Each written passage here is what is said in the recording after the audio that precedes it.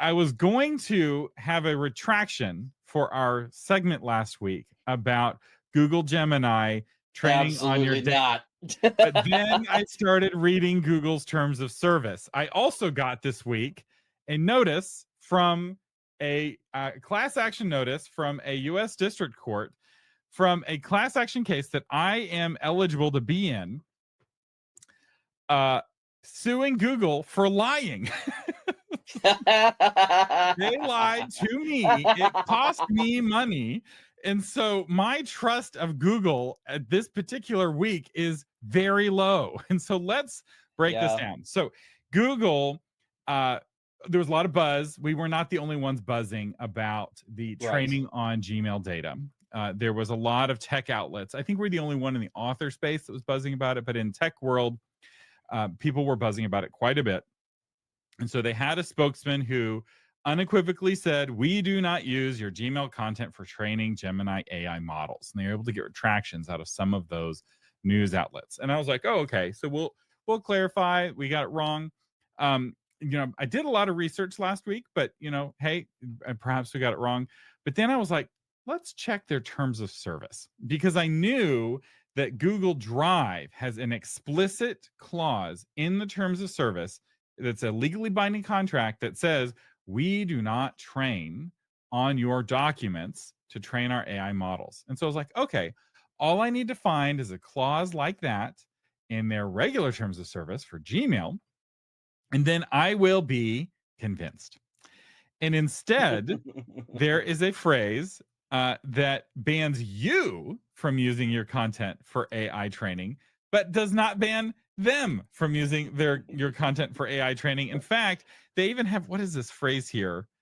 Grok pulled this up in research, and I was like, surely this isn't really in there. But it really is. I looked it up. It's in there 2 times, and it's uh, uh, where is it? It's that they use data for product improvement.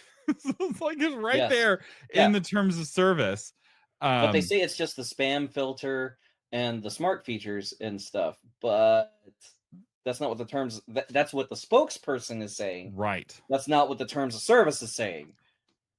Yeah, where yeah, yeah, service improvements.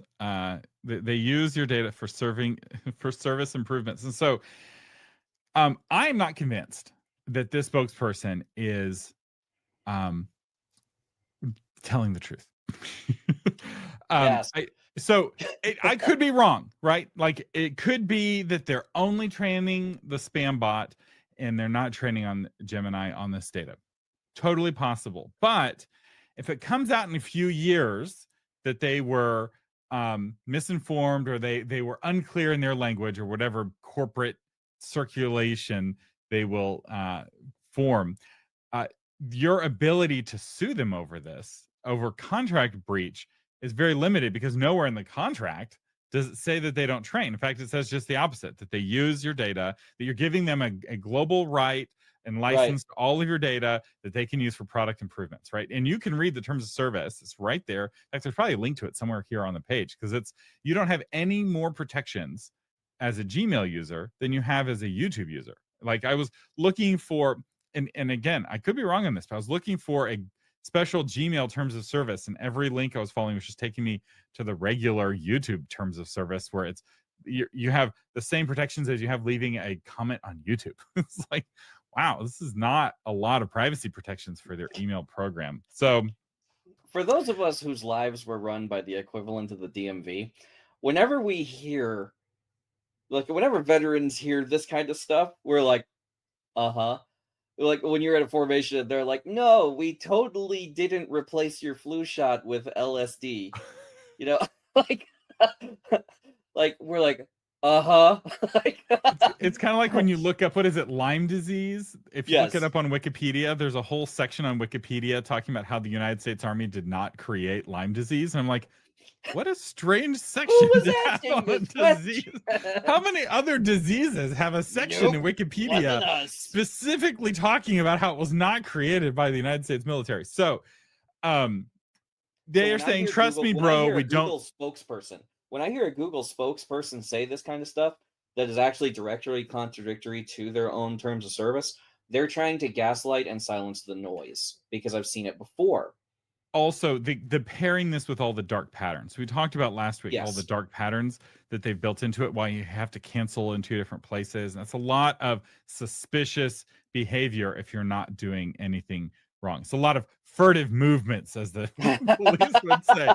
It's like you're They got acting those really shifty eyes. suspicious for a tech company that's doing nothing wrong. And they're like, trust me, bro, we don't train on Gmail, while they're legally saying we reserve the right to train on Gmail.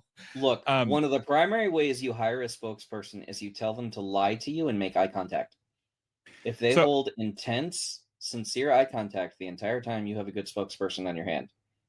now, somebody brought up a question in the last episode, and I thought this was a good one. And they were like, "Why is this a bad thing?" And I think this is actually a really important question because it may not be a bad thing. Gemini knowing more about you and your writing means Gemini knows more about you and your writing, and that may not be bad.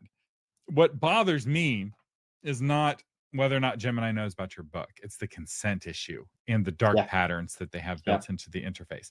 Because Mhm. in reality, getting AI to know more about your book is like something that I'm becoming like an expert on, that like conferences are having me speak on and guest lecture on at their virtual summits or whatever. I've been a guest on Joanna Penn talking about it. I've been a guest on other podcasts talking about it. Like you want AI to recommend your book, but you want to be able to have some control over what they know and what they don't know. And it feels like Gmail is acting very suspicious.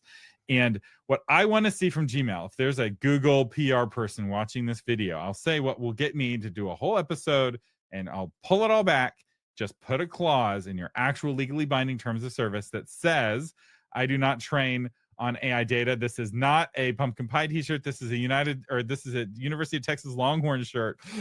We have our big Just game put tonight. your prison number up here. He got in trouble with Google.